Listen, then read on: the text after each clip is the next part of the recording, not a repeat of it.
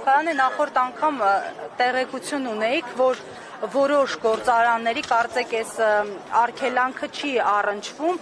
հստակեցվել է այդ ինֆորմացիան, կան գործարաններ, ներկայացուցիչներ, որոնք կարողանում են ամեն դեպքում անցնել վրացական կողմ։ Նայեք, հստակեցումը այսպես է, իշ ճանապարհով եմ, ես շշտում ինչ մեքենաներ կան կանգնած։ Երբ որ մեր մեքենաները մտնում են գեյզի անցակետ, ես այնտեղ վարորդներին խնդրում եմ,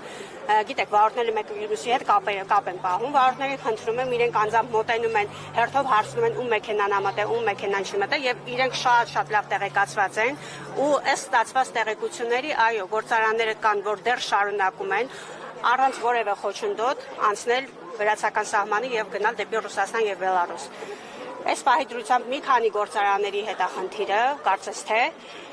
բայց ես կոչ եմ անում բոլոր տնտեսվարողներին, որ համախմբեն, քանի որ եթե այսօր մի քանի գործարանի հետ է խնդիրը, սա կտարածվի նաեւ մյուս գործարանների մասով, մյուս գործարանների վրա, այսինքն փուլ առ փուլ գնալու ենք շատ դեպի ավելի վատ։